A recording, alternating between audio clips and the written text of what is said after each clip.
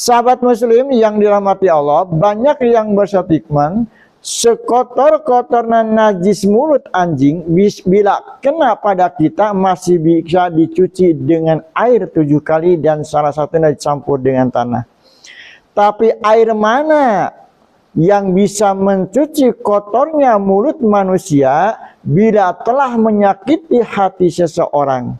Nah, sahabat muslim, kalau pertanyaannya air mana yang bisa mencuci kotor mulut manusia yang telah mensakiti hati seorang, saya jawab airnya adalah air wudhu.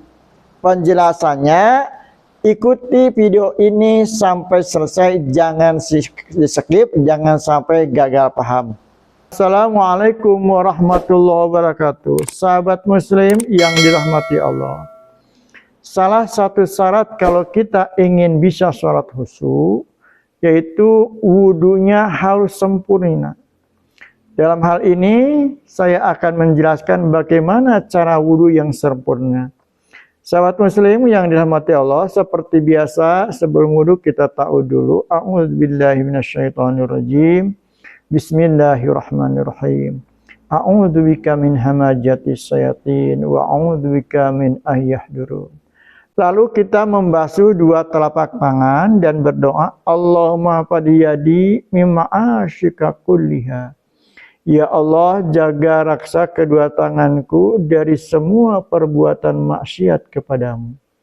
Lalu kita mengisap air ke hidung dan berdoa, Allahumma arihni raihatan jannatika. Ya Allah, izinkan aku mencium wangi surgamu. Allahumma la tahrimni raihatani amika wa jannatika. Ya Allah, jangan halangi aku mencium wangi-wangi nikmatmu dan wangi-wangi surgamu. Lalu kita membasuh muka. Dalam membasuh muka, yang pertama seperti biasa kita niat. Nawaitu wudu'a li raf'il hadasil asghari fardholillahi ta'ala. Lalu pada basuhan yang kedua kita berdoa, Allahumma nawwir wajhi binuri wajhikal karim wa binuri wajhin nabiyika Muhammad sallallahu alaihi wasallam. Ya Allah, sinari wajahku dengan sinar wajahmu yang mulia dan dengan sinar wajah Nabi Muhammad SAW. Lalu pada waktu membasuh muka yang ketiga, Allahumma bayyidu wajhi yauma tajwadu wujuhi wa taswadu wujuhi. Ya Allah, putihkan wajahku pada hari semua wajah memutih dan semua wajah menghitam. Lalu setelah kita membasuh muka, kita pada waktu membasuh tangan kanan, kita berdoa, Allahumma a'tini kitabi biyamini wa hasibni hisabai yasira. Ya Allah, berikan catatan amalku pada tangan yang kanan dan hisablah aku dengan hisaban yang ringan, yang mudah.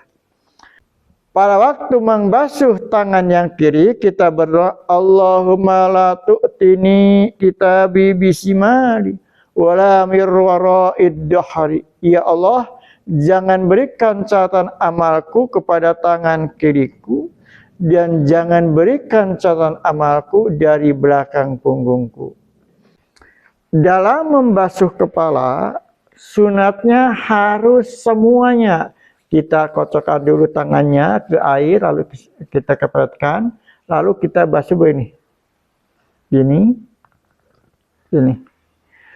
Nah, pada waktu membasuh kepala yang pertama, kita berdoa, Allahumma nawwir aqli binuri hidayatika wa binuri ilmi wal hikmah.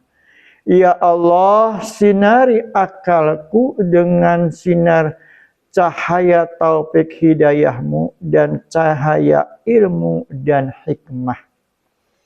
Lalu pada waktu mengusap kepala yang kedua, kita berdoa, Allahumma harim sya'ri wa basyari alana.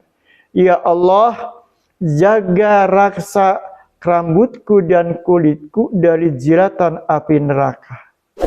Lalu pada waktu mengusap kepala yang ketiga, kita berdoa, Allahumma adillani tahtal arsy yauma la dilu ila dilluka. Ya Allah, lindungi aku di bawah naungan arasmu pada waktu tidak ada perlindungan selain perlindunganmu.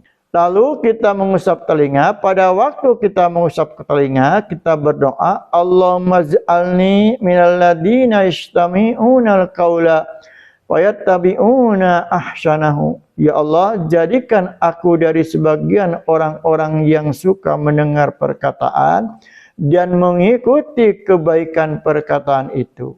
Lalu kita membasuh kaki. Pada waktu membasuh kaki yang kanan, kita berdoa, Allahumma yassir qadami sya'yan ala makani amali hasanah. Ya Allah, mudahkan dampal kakiku melangkah ke tempat untuk berbuat amal baik. Setelah beres, kita menghadap kiblat lalu berdoa, asyhadu an la ilaha illallah wahdahu la syarikalah wa asyhadu anna Muhammadan abduhu wa rasuluh. Allahumma ij'alni minat tawabina waj'alni minal mutatahhirin. Ya Allah, jadikanlah aku dari sebagian orang-orang yang suka taubat dan orang-orang yang suka bersuci. Nah, itu cara kita wudu agar wudu kita sempurna. Sahabat muslim yang dirahmati Allah, kenapa doa wudu itu adalah doa tobat? Karena anggota tubuh yang dibasuh pada waktu wudu itu adalah anggota tubuh yang sering dipakai maksiat kepada Allah. Contohnya, telapak tangan ini sering dipakai mengambil hak orang lain, barang orang lain, atau bahkan dipakai memukul orang lain, dan sebagainya. Yang paling banyak dipakai maksiat pakai dosa adalah anggota tubuh mulut. Mulut itu suka membicarakan orang lain, menggibah orang lain, bahkan sering menyakiti dengan kata-kata kita ini menyakiti orang lain. Bahkan ada banyak orang yang berstatement, najisnya mulut anjing kalau kita kena bisa dicuci dengan air 7 kali dan salah satunya dicampur dengan tanah. Tapi kalau najisnya mulut manusia kalau sudah menyakiti orang, air mana yang bisa mencucinya?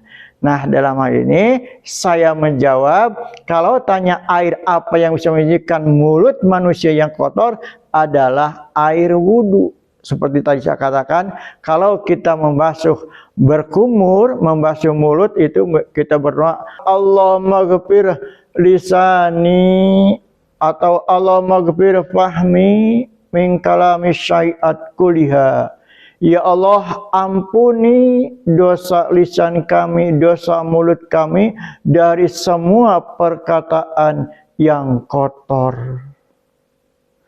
Nah, itu jadi kalau ada yang bertanya air apa yang bisa membersihkan ucapan kotornya orang, yaitu saya jawab, yaitu ada yang namanya air wudu. Nah, itu saja barangkali sahabat muslim yang ingin saya sampaikan. Mudah-mudahan video ini bermanfaat dan tolong di-share ke yang lain agar manfaatnya bertambah, barokahnya bertambah. Insya Allah sahabat kalau mengesernya bahkan kebagian barokah ganjarannya. Wabillahi taufiq wal hidayah. Wassalamualaikum warahmatullahi wabarakatuh.